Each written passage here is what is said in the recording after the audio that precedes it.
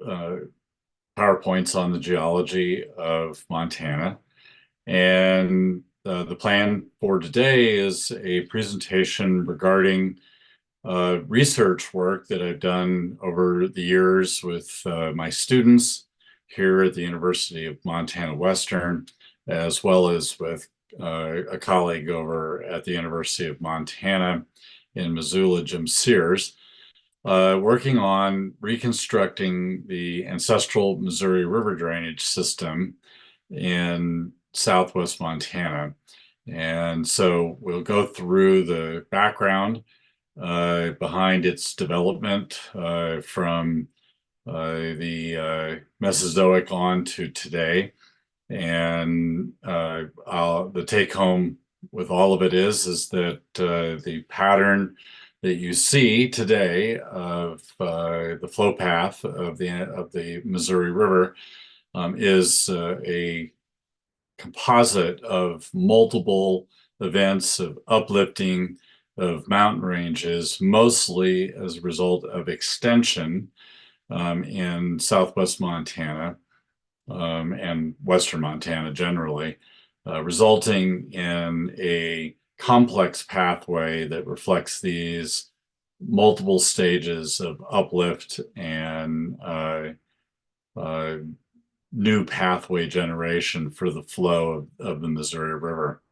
And the continental divide that we see today was not the continental divide always. It has changed as a result of the movement of the Yellowstone hotspot and generation of new topography. So we'll go over all this, and then I'll open it up for questions. So let's go ahead and get started.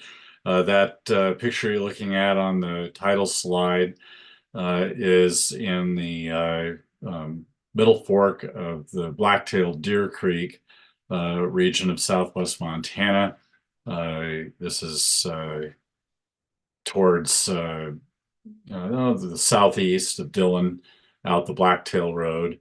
And the white rocks that you're seeing in the foreground are water deposited ash that came from one of the eruptions of one of the many eruptions of the Yellowstone volcano as it has passed over time from the southwest to the northeast. So that will play a central role in this story. All right. Well, the Missouri, as we of course know it today, the upper Missouri drainage is here in this green area on this map from DNRC, and that is blown up over here with topography shown on the right. And what you see primarily in these two diagrams is that the drainage system has two basic trends in the upper part of the Missouri River. There is a trend that is to the northwest, southeast, northwest, and there's a trend that is from the southwest to the northeast. And these are very important segments of the Missouri that reflect the development of topography at different times over essentially about the last 17 million years. And so you'll want to keep this in mind. There's a northwest trending topography that guides flow path, and there's a northeast trending topography that guides the flow path. And then the Missouri, once it has left the upper Missouri region, then follows, of course, along the high line. Here it is, along the high line. And that is governed by past glacial advances, and we'll get to that later. Okay, so let's go to a time when there was not the Missouri River drainage as we know it. If we go back, we could certainly, there was no Missouri River going back way back in time, but we'll start with the Mesozoic time period. say roughly about 251 million years ago to about 65 million years ago. The three periods of time we refer to as the Triassic, the Jurassic, and the Cretaceous periods. And what we see during that period of time is compression in western Montana. What was going on is there was a large single continent on the planet called Pangaea. The word means all lands. And this supercontinent began to break up during the Triassic time period, the oldest of the three periods of the Mesozoic. And as it did, it drove the North American plate as the Atlantic Ocean was opening up. It drove the North American plate to the west, northwest, and it collided with the Farallon plate, which was the Pacific Ocean floor. And ocean floor being denser than continent, it was pushed and pulled, subducted, we call it, underneath the continent of North America. And as it descended, it released water. That water lowered the melting temperature of the overlying hot rocks of the mantle, and that generated magma. And magma, or liquid rock that is under pressure, rises and erupted in places as volcanoes.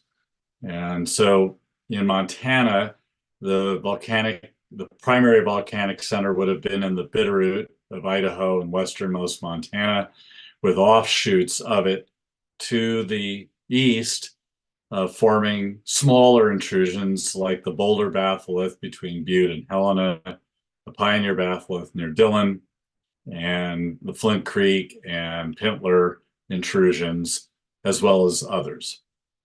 Further to the east, rocks were being pushed and crumpled in what's called the fold and thrust belt, which is an area that goes from, in southwest Montana, just sticking to Montana, goes from southwest Montana up through the front range of the Rockies in what we call the overthrust belt, and all the way, to the west into the western half of the state. So a big, large, kind of north-south trending area of rocks that were pushed up and over other rocks, what is called a thrust fault. Here's one shown down here with old rock labeled PP, having been pushed up and over younger rock labeled KKL.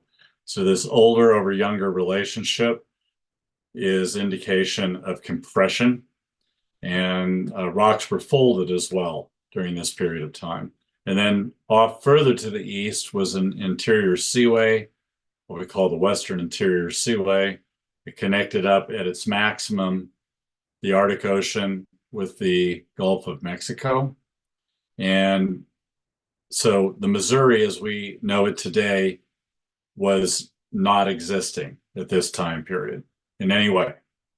Drainage was primarily out of the mountains here in western Montana from the fold and thrust belt and the areas of intrusion and volcanism to the east into the Western Interior Seaway, building deposits in what is today central and eastern Montana that were derived from these mountains in the west.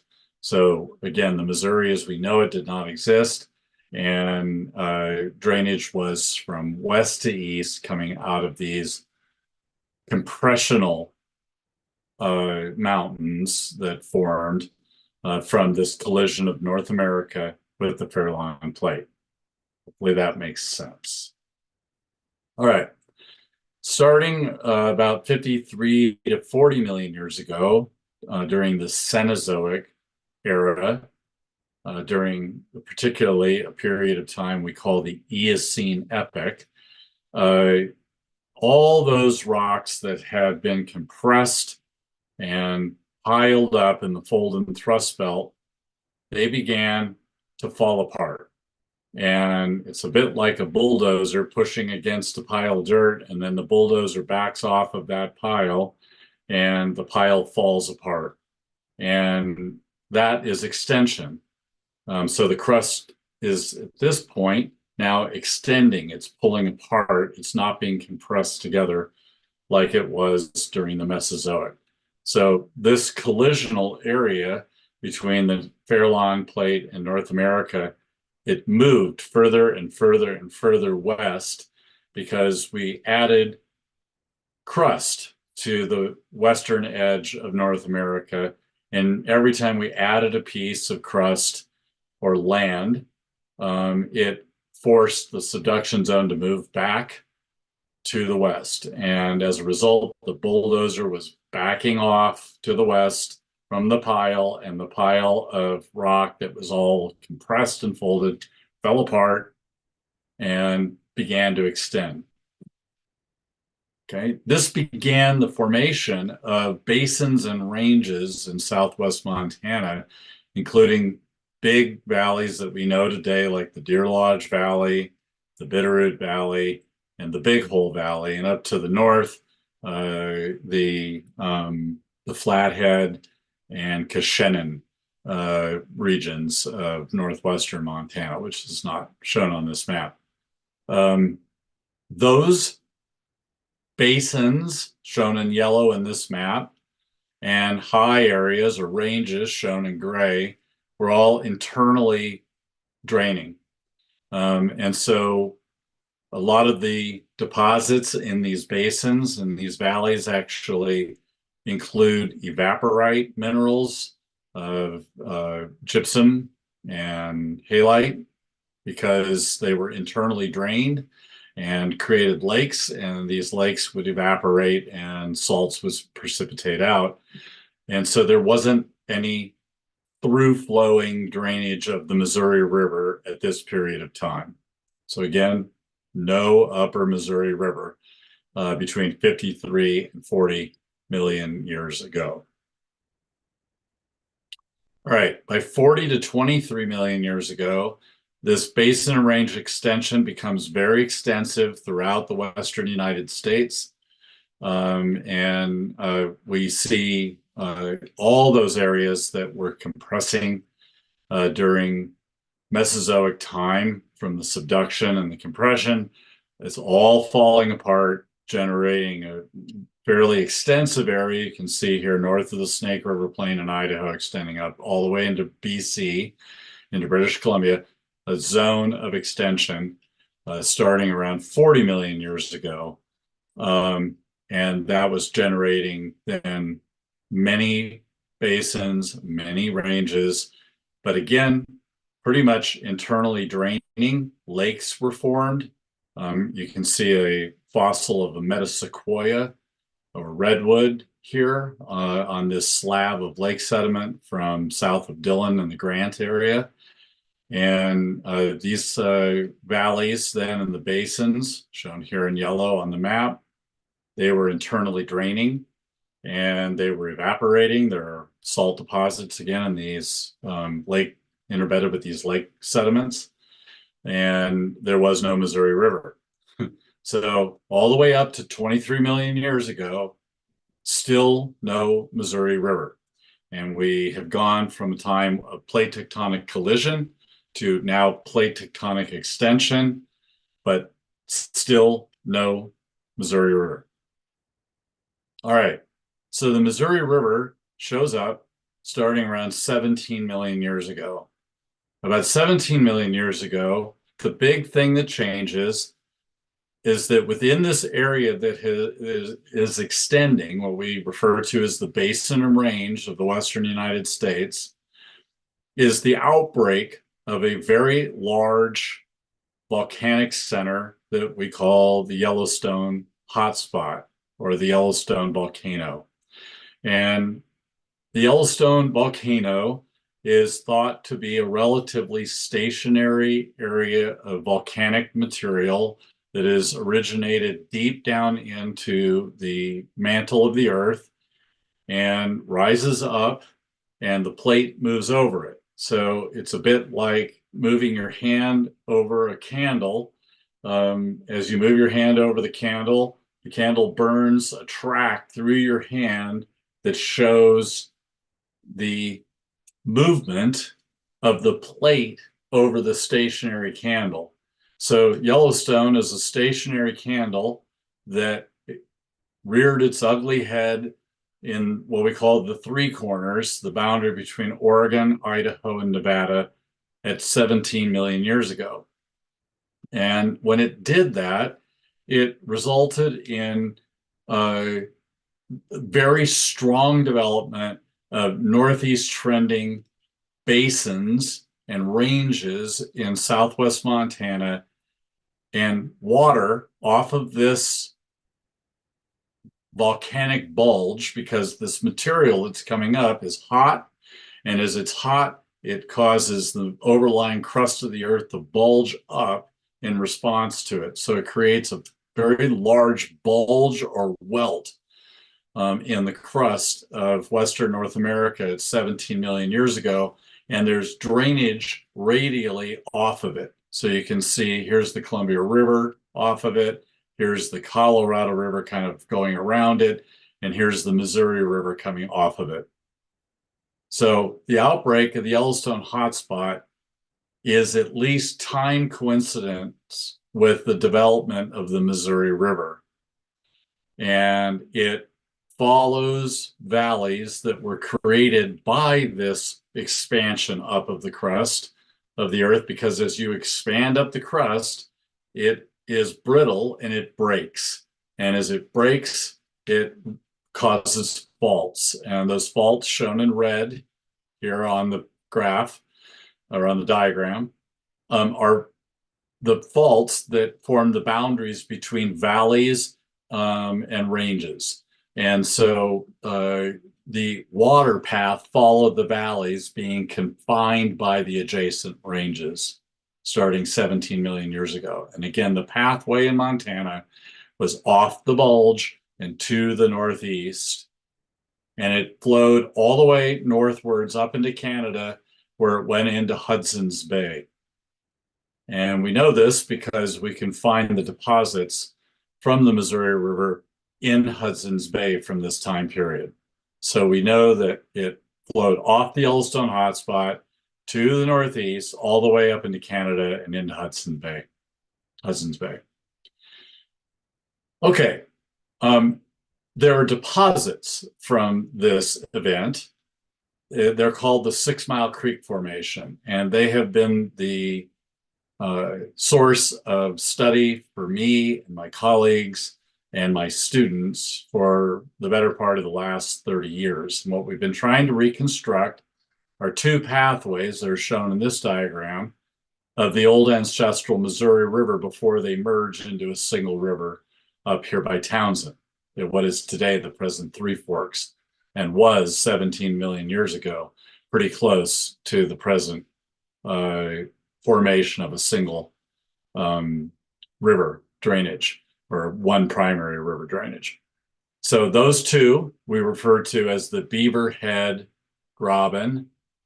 The word graben just means valley, so this is the pathway of flow off the hot spot through the Dillon area, the Beaverhead Valley and the Dillon area, hence the Beaverhead Graben. And the other one is called the Ruby Graben, which follows a pathway that is well exposed in the Ruby Valley, where Ruby Reservoir is, to the east of Dillon and north of Sheridan and Alder, Montana, for those that know the area. And so these are the two pathways that I'm going to really focus on in terms of the data that help you to understand how we know the evolution of the ancestral, or how we have reconstructed the evolution of the ancestral Missouri River system. Okay, so these deposits of the 6 Mile Creek Formation are the ancestral Missouri River deposits, and they range from 17 million years to 4.5 million years in age. And these are very well constrained in time because they are loaded with deposits of ash, which you can see in this middle diagram, that allows us to get very precise age dates on the deposits within the 6 Mile Creek Formation. There's at least 11 of these ash units, and they are not airfall ash. They are water deposited. They came off of the Yellowstone thermal bulge and were deposited by stream water down the Missouri River drainage time after time after time after time. 11 times at least we've been able to reconstruct. And I'll get into the details of them in a minute, but repetition is fine. So what we have learned about them is they are gigantic outburst floods from where Yellowstone was at any given time as a volcanic center. Remember, Yellowstone forms calderas. So what happens is the area bulges up and it erupts material. And as it erupts material, it erupts so much material up into the atmosphere that the top of the magma chamber gets voided and it collapses in, and it creates a collapse structure called a caldera, just like we see in Yellowstone National Park today. Once you have a caldera, you have a topographic low that is surrounded in a ring by topographic high, and that can fill with water. And that is the case today. There are major water bodies like Yellowstone Lake inside of the Yellowstone caldera in the park. And that lake is the source of water that is mixed with ash that resulted in these gigantic outburst floods that went off of the Yellowstone hotspot track over time as the plate moved this way and the hotspot relatively then moved this way. Those eruptions would breach the walls of the caldera, and all the water that was impounded behind the caldera as a lake would mix with the ash and come out and down the river drainage and form these spectacular glacial outburst floods. I'm sorry, not glacial, volcanic outburst floods of ash and debris that are called lahars. The word lahar means a volcanic water flow of ash and rock debris and plant debris, anything that happens to be in the way. Okay, so the 6 Mile Creek Formation is our key to understanding the ancestral Missouri River system and how it evolved over time, because it's the record of rock over the time for this Missouri River from 17 to 4.5 million years. So the 6 Mile Creek Formation records, again, the northeast flowing upper Missouri River from Idaho up into Hudson's Bay in Canada from 17 to 4.5 million years ago. And there's 3 distinct deposits that allow us to reconstruct this old river system. Here they are. At the bottom is the Sweetwater Creek member. In the middle, it's called the Anderson Ranch member. There's a basalt flow from Idaho called the Timber Hill Basalt that came in at 6 million years ago. And then it's capped by gravels of the Big Hole River member. Here they are on to the right as pictures. The very first deposit, the Sweetwater Creek member, is an alluvial fan deposit. The Anderson Ranch is these ash deposits from these volcanic outburst floods. And the Big Hole gravel, or the Big Hole River member, are gravels of cobbles and sand that are from rocks that were derived in part from Idaho as well as Montana and flushed down the Missouri River system. All 3 of these members are kind of interbedded with one another. And so this is a general trend over time from the alluvial fans to the ashes to the gravels as you go from 17 to 4.5 million years ago in the 6 Mile Creek Formation. But again, they're interbedded with one another. So it's not completely, a cutoff. And then here's the next, here's the Sweetwater and there's a sharp boundary. And here's the the Anderson Ranch and Sharp Boundary. That's not how it works. They're interleaved with one another. It's a general gradual trend changing from this to this to this. And I'll explain why. Everybody okay? All right. So let's go through the details of the Sixmile Creek Formation. I've written it because geologists simply can't write things in any other way but from oldest to youngest. So I had to put oldest at the bottom. So here's the Sweetwater, here's the Anderson Ranch, here's the Big Hole, remember the basalt flow, and then we get to this last bit here on the Northwest faulting in a second. All right. So remember, the hotspot is a stationary thing and the plate is moving over it, creating a track. So as the plate moves to the southwest over that stationary candle, that stationary hotspot, it leaves a track. And here's that track. There's Yellowstone presently today on the right. This is going in the direction of its origin in the Three Corners area to the southwest. And you can see there are a series of circular bodies shown on the map. And those are areas of multiple calderas. So that's not a single caldera. These are multiple calderas that are overlapping with one another, forming volcanic centers.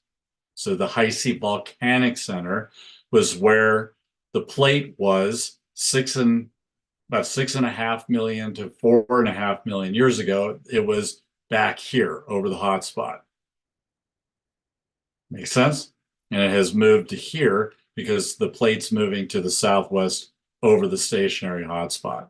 So now the active area is right here. But it's always been right here. And this was the active area when it was back here, and it's moved to here. So these are centers of multiple calderas, big ones. These are the biggest volcanic eruptions known probably in all of Earth history. They fall in the very highest category of what we call the volcanic explosive index category. It's an 8, which is much, much larger than, say, Krakatoa, Santorini, Tambora, other big historic eruptions. Mount St. Helens would be 6,000 times smaller than one of these Yellowstone caldera eruptions. So these are very, very large. All right. The calderas that form are, again, depression structures, and they, as a result of being depression structures, collapses of the volcanoes, they accumulate water, and the water that accumulates in them then can spill out. And so the blue lines that you see are drainages coming off of each of these caldera centers over time. So material that came off of the Twin Falls caldera center, that did so, or let's start with Bruno Jarbidge. The ones that came off the Bruno Jarbidge center at 12.5 million years ago, they came off back here and flowed down through a drainage system off the Yellowstone thermal bulge, which was at the time right here, and into the Ruby Graben. Then, as the plate moved this way, a new caldera center developed and eruptions went down the caldera, or I'm sorry, down off the caldera, down the river drainage, off of this caldera bulge. And then this one, as the plate moved this way, became the center, and flow went off of that one. And then the plate moved this way, and this became the center, and flow came off of that one.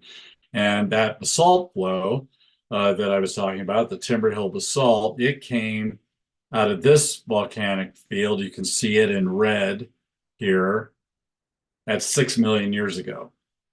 And so it came from Idaho and it flowed into Montana. And what that tells us, as do all of these blue lines, that the topography that we see today could not have existed then, because today the Continental Divide and the Beaverhead Mountains are in the way of this flow path. And the Tendoi Range is in the way of this flow path. And the Mission Hills are in the way of the flow path. And the Black-tailed Deer Range out of Dillon is in the way of the flow path. And the Sweetwater Range and the Tobacco Root Range, they're all in the flow path of this old ancestral drainage system. They could not have been there. The water does not flow up and over mountains, and there's no pathway around them. So they weren't there. And we know they weren't there because they're exposed in the mountains themselves. So here is an exposure of ash from a very bad day when this caldera right here, the Twin Falls caldera, erupted. And it breached the wall of the caldera, and what was likely a very large lake inside of the caldera mixed with ash and flowed catastrophically, if you will, down this drainage, and it deposited this ash. Well, that ash is now preserved in mountain ranges that have since uplifted in the pathway of the old drainage where we can see them. So we know that that mountain that they're existing in wasn't there, and that it has since come up since this flow of ash and water went through, and it's exposed it to where we can now stand and put our hand on it as a result. Okay, this ash is over 100 feet thick. It was deposited essentially in days as gigantic outburst floods of ash and water coming out of the breached wall of the caldera and down into Montana. It's a pretty impressive thing. And then here you can see these flat top mesas, and these are the Timber Hill basalt flow. So here it is. It has a very good date on it of 6 million years. And that means that it 6 million years ago came out of one of these calderas here in the Heisey volcanic field, and it got into this drainage, what we call the Ruby Graben, and it flowed northwards, northeastwards, down the ancestral Missouri River drainage. Well, basalt is a fluid lava, but it's not so fluid that it can go up and over mountains. So it clearly, these mountains that you see here in the distance, the Greenhorn Range and the Tobacco Root Range, they were not there, because we can find these 6 Mile Creek deposits over on the other side of these ranges. And this young man is standing in a mountain range that is offset, cut and offset and uplifted the basalt in what's called the Sweetwater Range to the east of Dillon. And so that range has to be younger than the flow, because the flow could not have gone over the range. Make sense? All right. This is a relatively recent discovery. People thought for years that the topography that we see in Southwest Montana today had been developing for 50 million years. And we now know that all of the northwest trending mountain ranges in Southwest Montana weren't there until sometime after 4.5 million years ago. So that they're exceedingly young. And they look it. All right. So the ash and the influence of the hotspot. Well, we know that the hotspot is an influence because the hotspot domes up the crust around it, and it creates the topography upon which the water flows off of it to the northeast into the ancestral Missouri River and eventually all the way up into Hudson's Bay in Canada. When it also, in doming up the crust, as I said earlier, cracked it, because crust is rigid and brittle, so you can't dome it up like skin. On a boil, it has to dome up and crack, and that cracking creates ranges and valleys. So it raises ranges and it drops valleys. Here we go, like this. All right. So those valleys became the flow paths into Montana for everything coming off the calderas as the plate moved off over the hotspot. And so new caldera after new caldera after new caldera captured all of the stuff coming out. And so this one ash is just one of 11 that we've been able to document that were gigantic outburst floods that came down the old river drainage system off of the various calderas as the plate moved over the hotspot. All right. So as I said before, they were ashy lahars from eruptions that breached the caldera walls, and then all the ash that was being expelled, not all of it, much of it mixed with the water and formed these ashy lahars that flowed not only into Montana, creating these gargantuanly thick deposits of ash, water deposited ash, but also they made their way all the way to Hudson's Bay, and we've found the ash that my daughter is sitting on here in a core taken out of Hudson's Bay. So there can be no question that the Missouri, these ash flows are like fingerprints. They have a unique geochemistry to them. And so we can make certain that the one that I am taking a picture of here in the East Fork of the Blacktail near Dillon is exactly the same one that we see deposits of in Hudson's Bay Delta in Canada. Because not only does it have the same age, but it has exactly the same chemistry, which is a unique fingerprint to each and every eruption that occurs on Earth.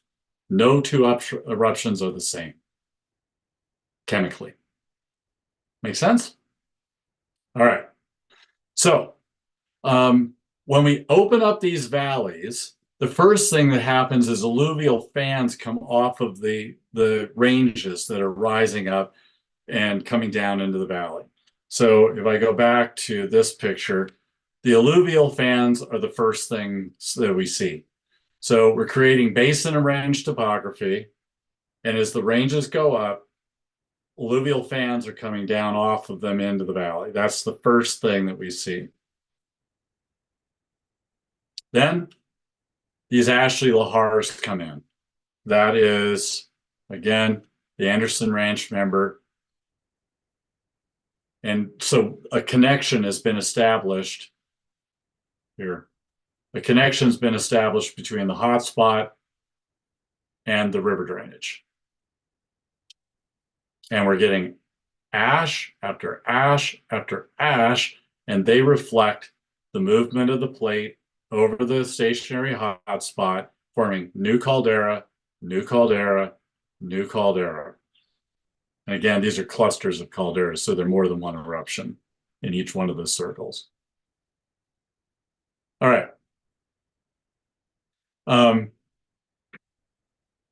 When the ash comes in, it comes in essentially all at once. So in a matter on geological timescales, this is probably happening in days to weeks at most. Much like the Toutle River Lahar coming off of Mount St. Helens in 1980. When they stop, just like the Toutle River Lahar and Mount St. Helens in 1980, they set up like concrete.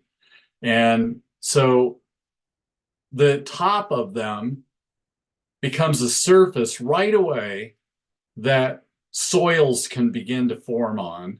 And what we see is that they were grassed over very rapidly after they deposited because we have root casts of grass. So here's the penny for scale, and you can see this beautiful calcite lined, or filled in this case, root cast of grass with its various tentacles of its roots. Okay? And you can see one here in cross section. Maybe you can see that. You can see a little tube that's open. So that one didn't get completely filled. It got lined by calcite.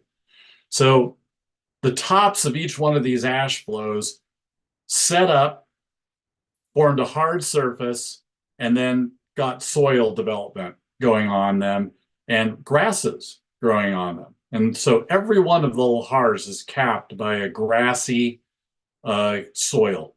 and we can see it through the root casts on the top of each one of them. So this is something new that we've learned about the ashes. They come in by water, they set up very quickly, like concrete, and then they form soils on top of them right away with grasses growing on them. Okay. All right. Then the cobbles start coming in. And the reason why the cobbles start coming in is because the hotspot is, remember, the plate is moving this way over the hotspot. So the hotspot, when it was here 12.5 million years ago, was far away from where we're studying here in the Ruby Graben. But when it was 10 million years ago, or better yet, 6.5 million years ago, it was very close to this area that we're studying. So as a result, over time, the bulge of the hotspot got closer and closer and closer to the Dillon area. And as a result, the ancestral Missouri River system tilted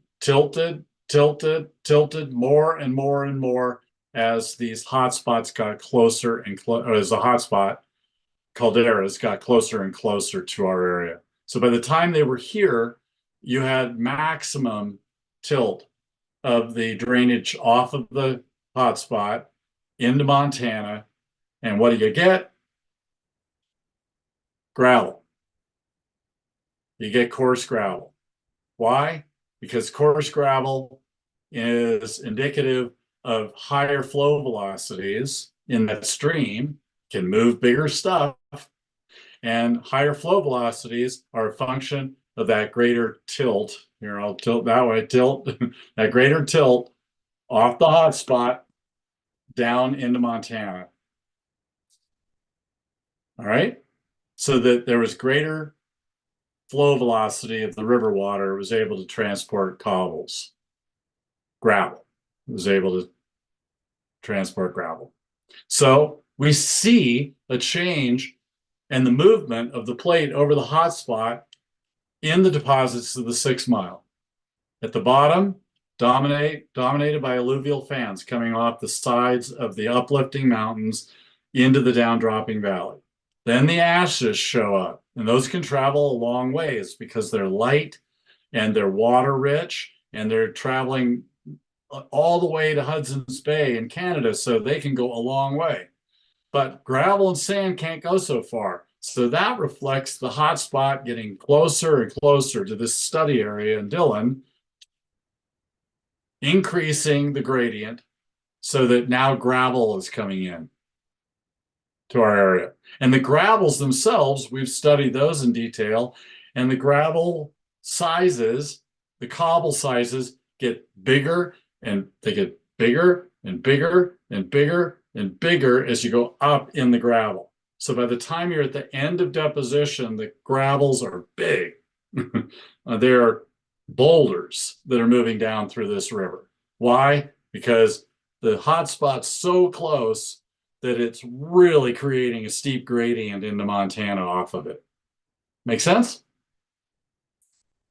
All right. So we're going from a not much of a river here to a more placid river here to a screaming river here.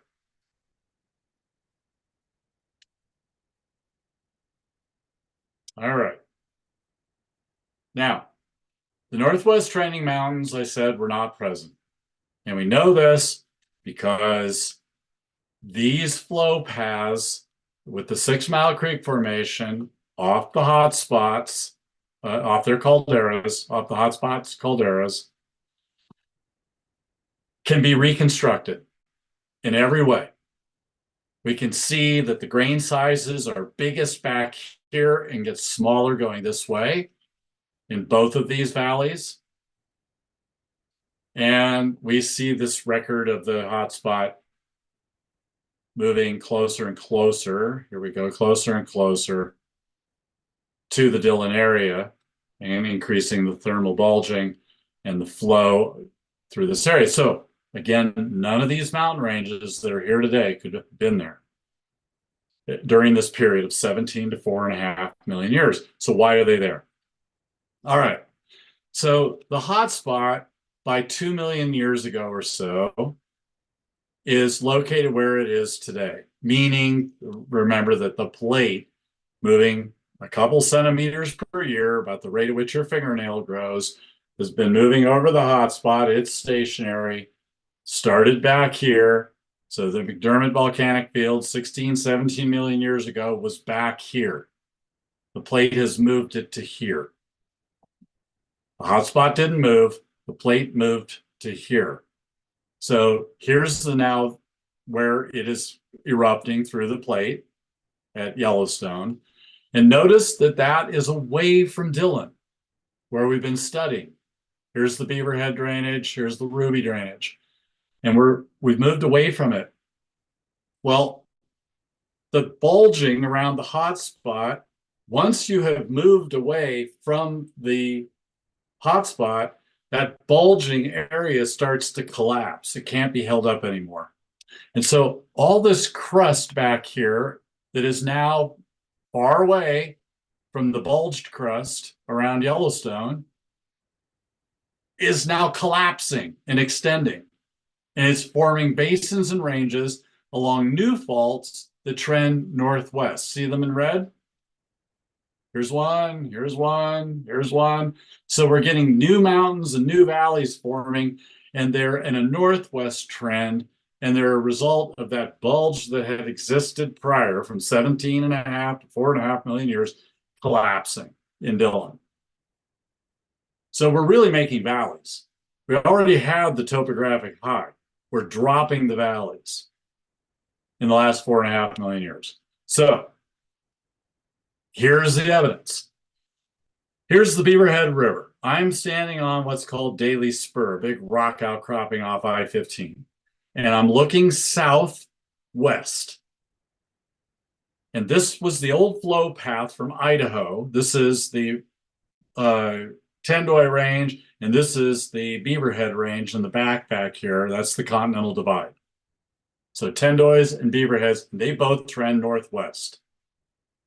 The flow path of the Beaverhead River was all the way from Idaho to the northeast, which is this way on this picture, just like that, from the southwest to the northeast.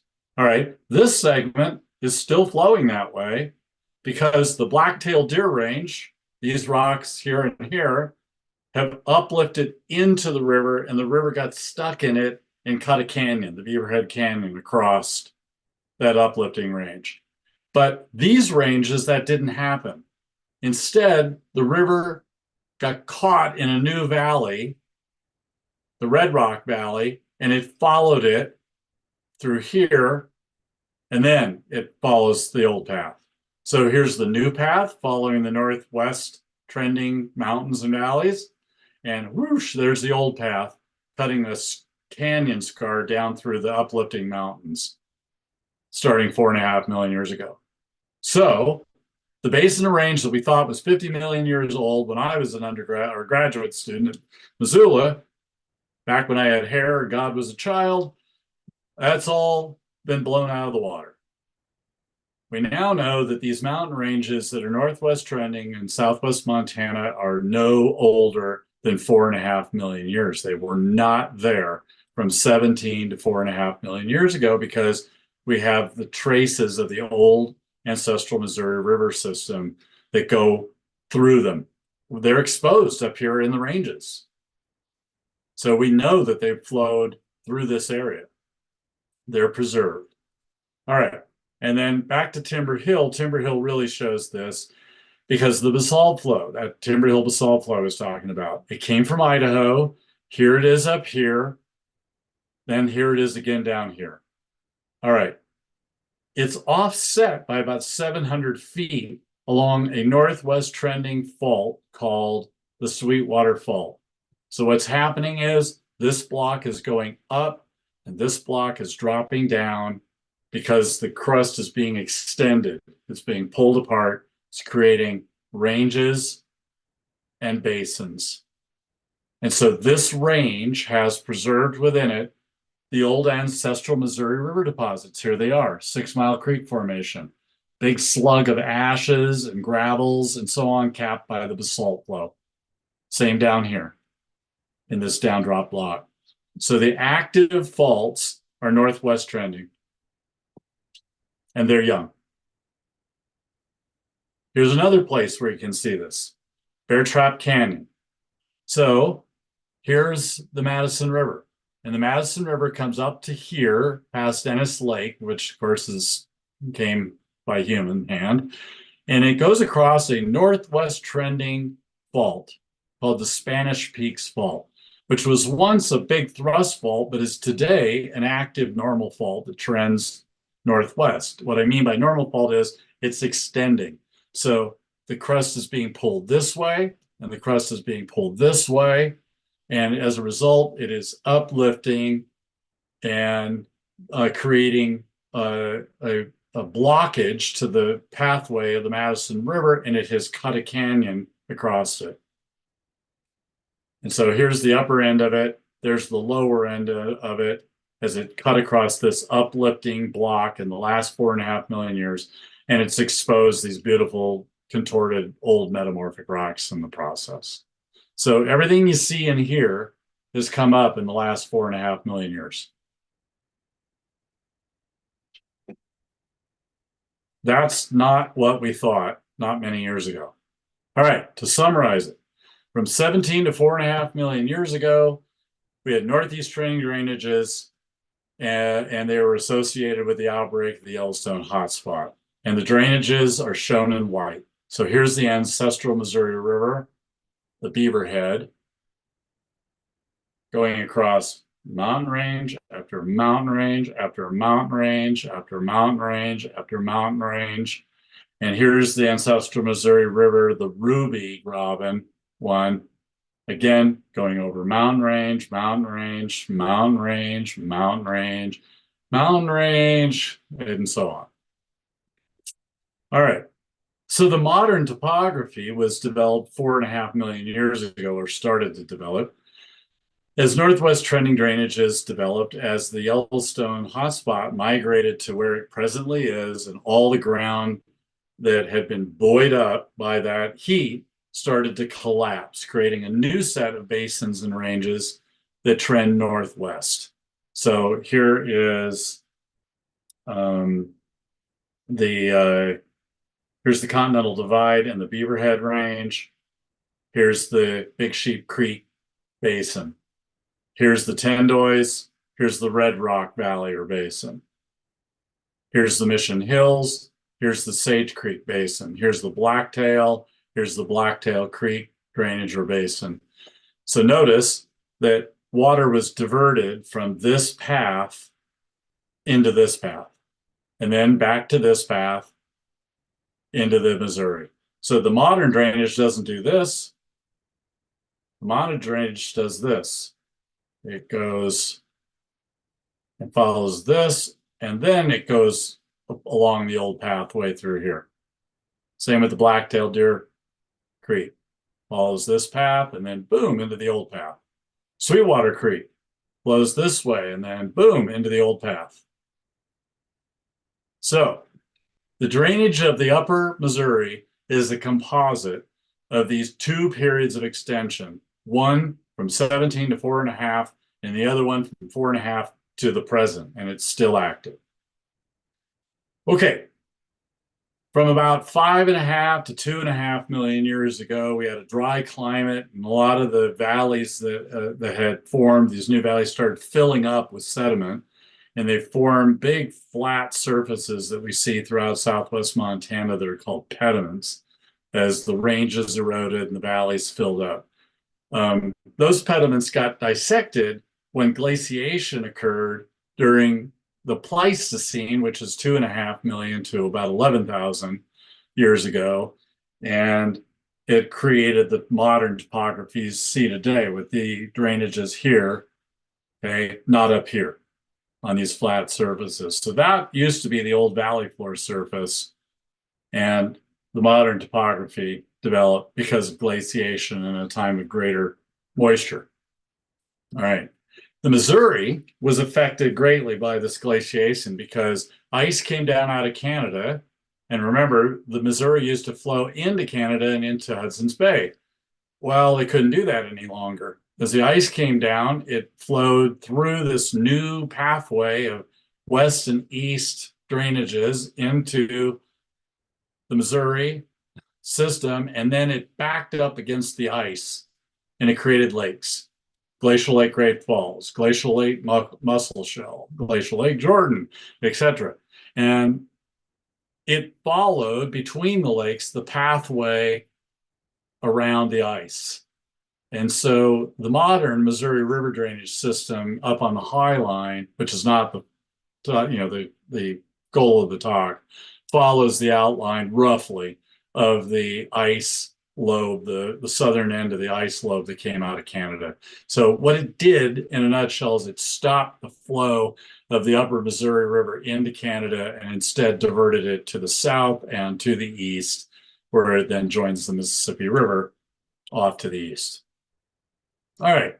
The other thing that we see is that the ground is still rising because through much of Montana, this is in the Madison Valley, we see terraces that show us that the ground is rising and that the river system, the ancestral Missouri River system and the modern river system today is dissecting down through the uplifting topography. And these are old floodplain surfaces. And they're preserved because the ground's going up so fast that they haven't had a chance to erode away.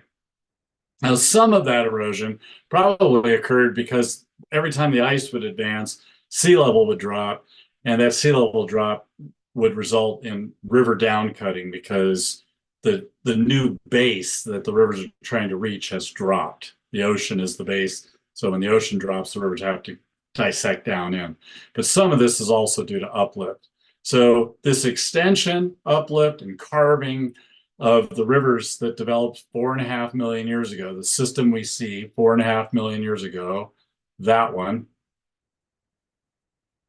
okay, that's still being dissected, and we see abundant evidence of that. All right, so we get to the modern day, the landscape is still uplifting. I've already talked about Timber Hill here. This is going up along an active fault, down dropping this. And as the ground erodes, this hard basalt that came in 6 million years ago protects the ground underneath it, and it left it as an inverted river. So the old river is now the topographic high, a mesa. And so we see a lot of that in Montana. Wherever there's a lava flow, they tend to get inverted. Hepburn's Mesa down the Yellowstone River Valley is another good example of this. And then the faults are active. We see fault scarps along these faults. This is the northwest trending normal fault that forms the Tendoy Range off here in the distance to the south. And this is the Red Rock Valley, and it's dropping down on that fault and it's uplifting along that fault. And these are glacial deposits that have been cut by over 30 feet by this fault. So these are very active faults. And there's a lot of them. So here's a map from the Roadside Geology Montana book, and you can see northwest trending normal fault, northwest trending fault, northwest trending fault, northwest trending fault. There's a ton of them, and they are active, and they're uplifting mountains like the Blacktail Deer Range and down dropping valleys like the Blacktail Deer Valley. Here's an eagle for scale. Here it is in cross section. Active fault, down dropping the valley. Active fault, down dropping the valley. These mountains, the Tendoys, the Blacktails, the Beaverheads, they weren't there 4.5 million years ago. That was the pathway of the Missouri River. Now these mountains have uplifted in that path, and they've created a new path of rivers that flow in part to the northwest and in other places to the northeast. A composite of these two different periods of extension. All right. Again, these active faults have downsides. So they generate our earthquakes.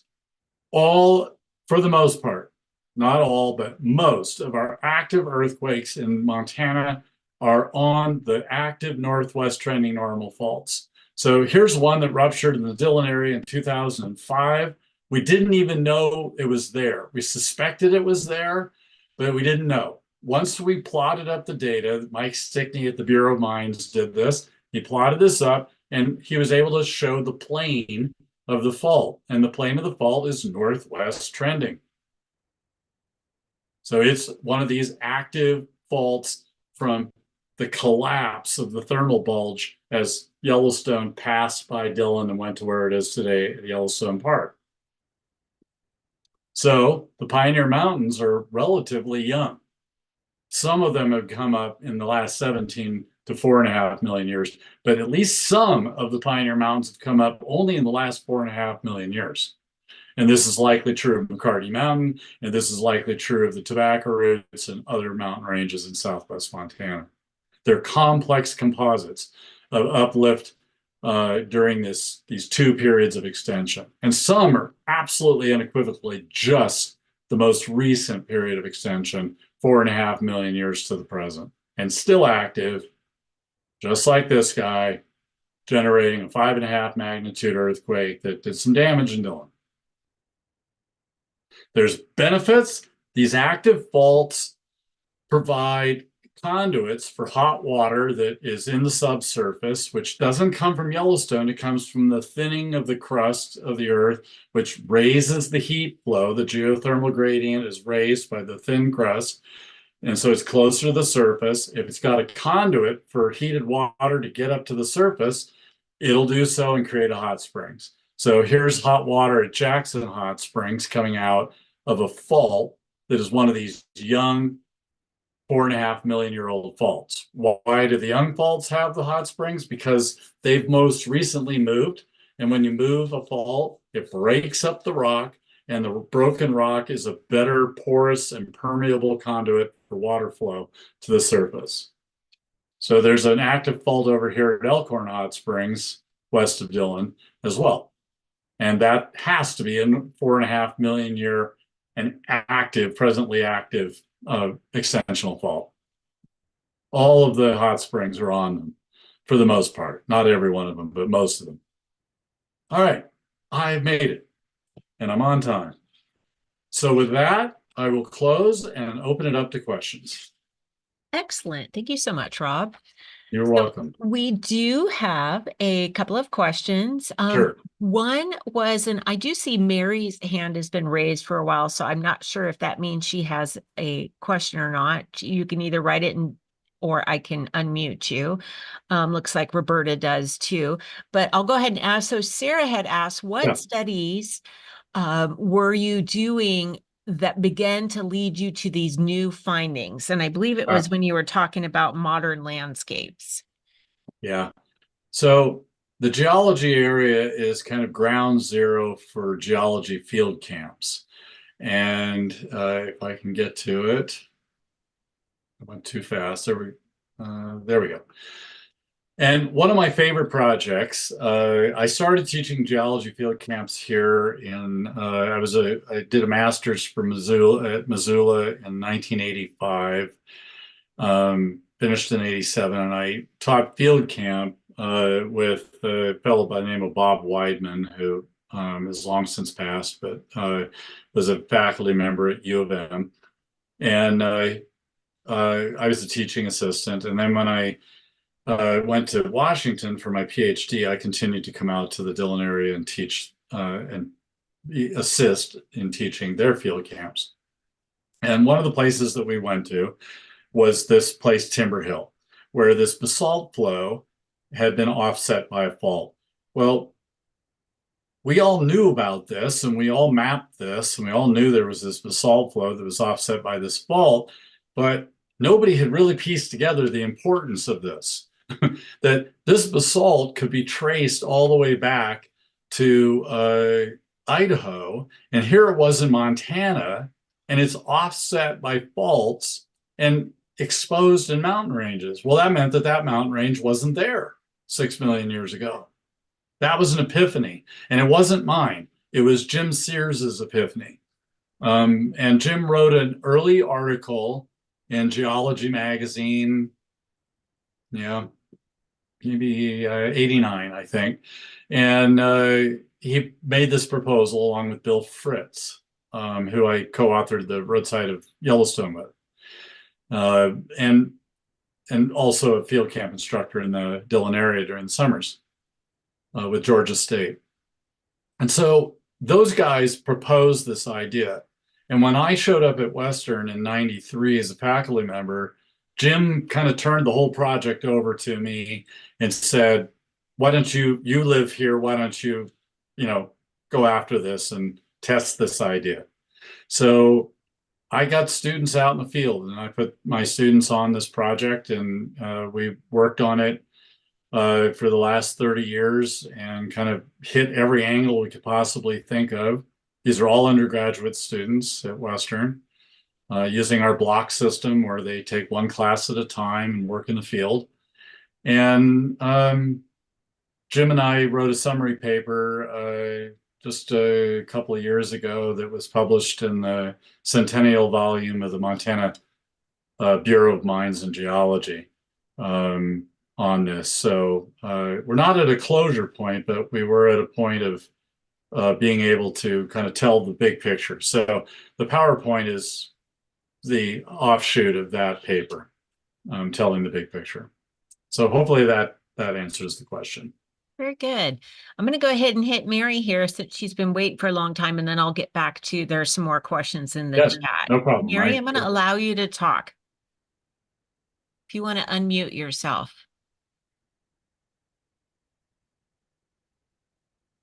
All right. I don't know if she can or not. Oh, there we go. Go ahead. Oh, maybe not. Okay, I tell you what, Mary, if you're having troubles with that, if you want to write something in the chat, I'd be happy to read it for you. Okay, let's go ahead and move on. Sarah asks, what studies, oh, sorry. Christy asks, are ash deposits found between Montana and Hudson Bay? Yes. There are a few of the ash deposits in a few selected areas in Saskatchewan, but they're mostly been erased by glaciation. So because a big continental ice sheet came down out across Canada, most of the deposits of the Sixmile Creek Formation in Canada were removed. The reason why they're still exposed at Hudson Bay is because when the river was depositing into Hudson Bay, it was draining and it was draining into the lake. And when the river comes into the lake, it makes a delta, it fills in the lake. That delta survived glaciation. It got capped as the glacier went over it, and it didn't scour it completely away. It took some of it out, but it didn't take all of it out. So that allowed us to go up and core that. Jim Sears did that. He went up and he cored that, and he was able to find the ash beds from the Dillon area and elsewhere along this track, and piece it, together and show, absolutely it was flowing into Hudson's Bay during that period of 17 and a half or 17 to 4.5 million years ago.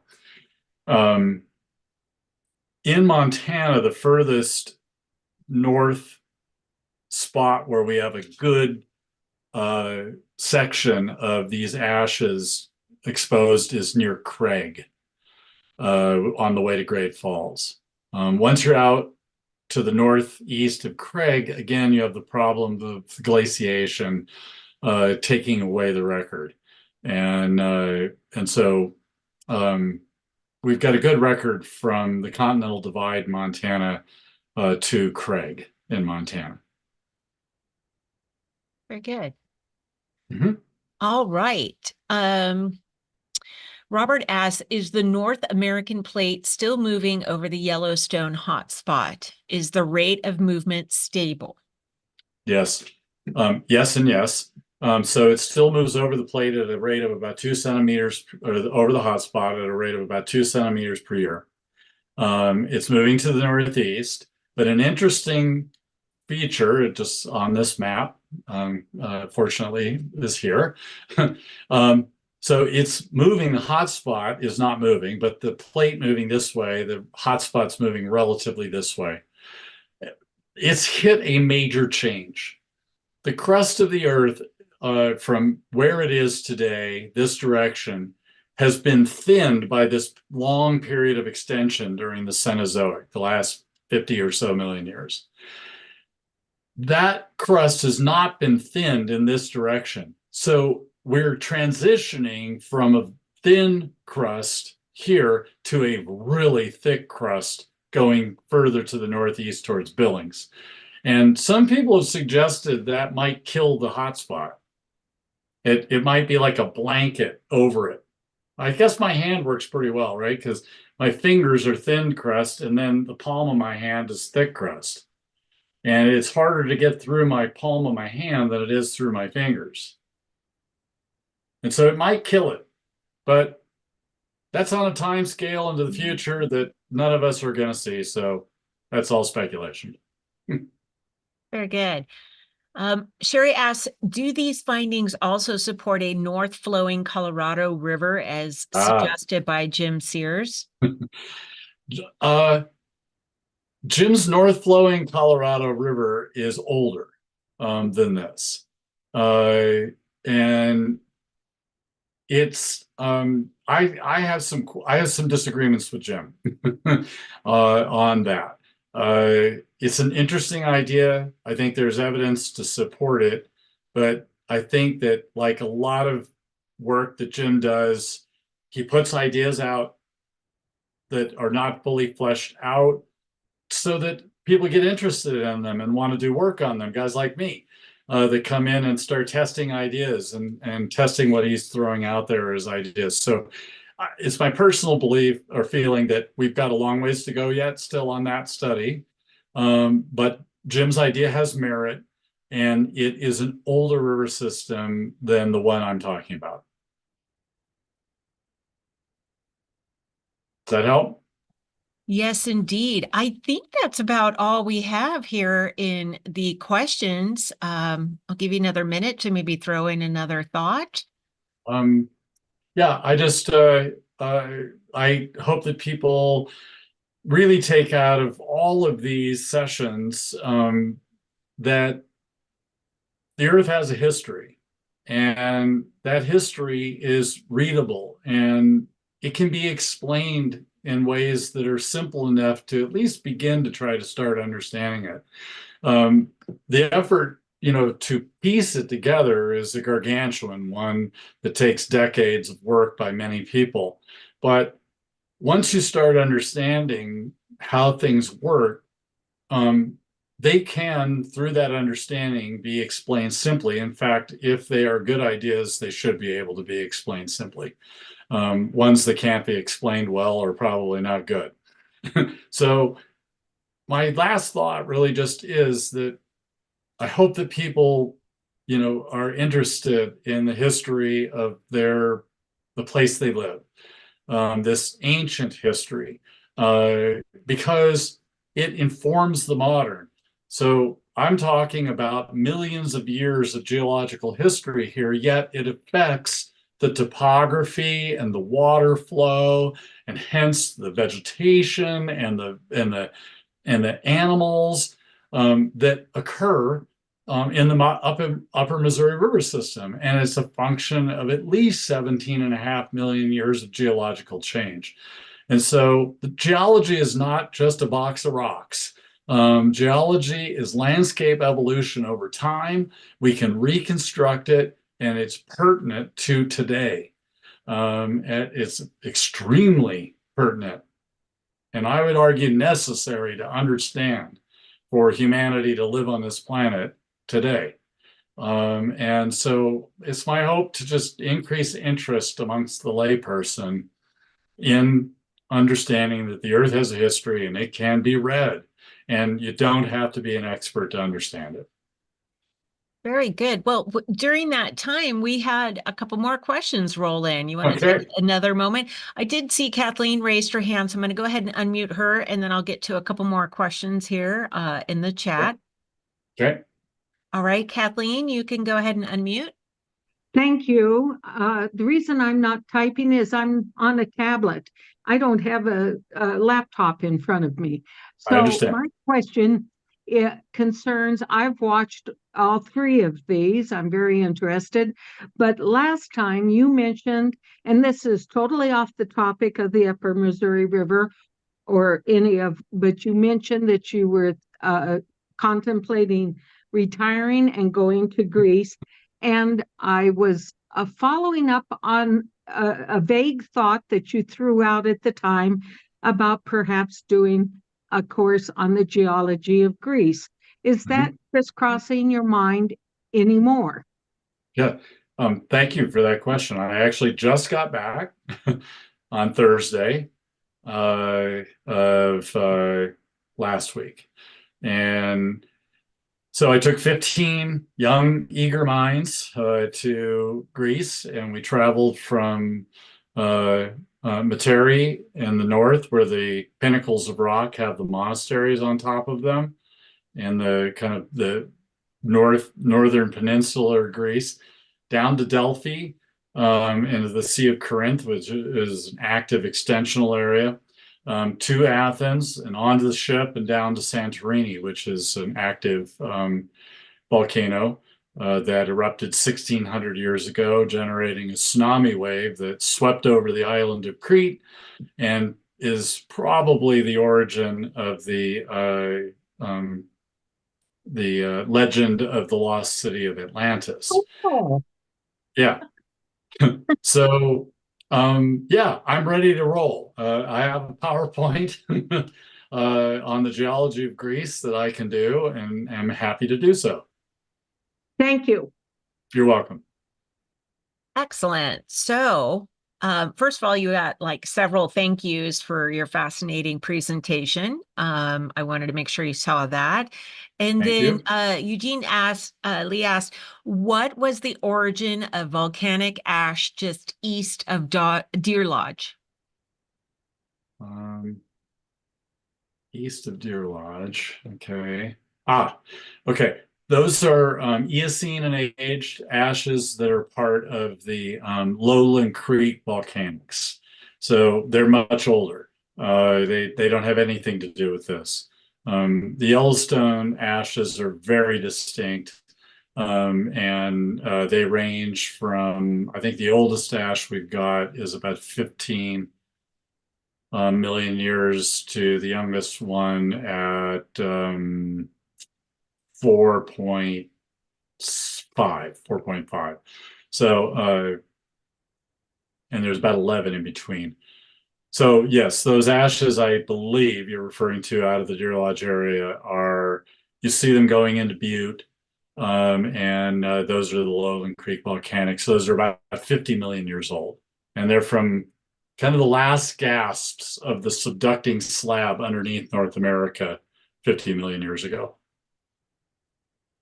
Interesting. All right. Well, Lily asks, is there a place at the beginning of the Missouri River uh, one one know exactly where it starts for the Mississippi in northern Minnesota? I can say I walked across over the beginning. Yeah. So the question is there a beginning for? I'm not entirely sure. Is there a place at the beginning of the Missouri River Yeah. where it Okay. starts? Well, that's in the eye of the beholder. But in the eyes of Lewis and Clark, that would be, of course, to the south west of Dillon, where they followed Trail Creek out of the Horse Prairie Valley, and they followed the Missouri to the most distant fountain, as I'm recalling the quote, probably poorly, of the Missouri River, as Lewis stood astride it, and being a male, I'll bet he peed in it. Um, Sorry. yeah, you all know I'm right. Um, so yes, the fountain of the Missouri is very often considered to be that pass between Horse Prairie, Montana, and Salmon, Idaho. And there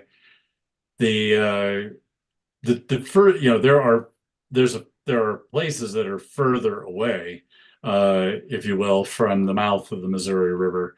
For example, up the Centennial Valley, right? That is further away than where Lewis and Clark went, but they didn't go that direction. They were trying to head west, so they didn't follow the Red Rock River to its uppermost tributaries in the Centennial Valley.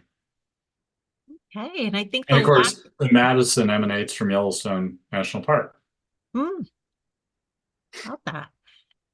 All right. Last question we have. And before I read it off, I just want to remind everyone I'm going to send out the evaluation. So please take a look in your email and you will see your evaluation. We appreciate if you could fill that out as soon as possible. And then we will put, of course, this recording in ShareFile, and you will have 2 weeks to watch it after this date.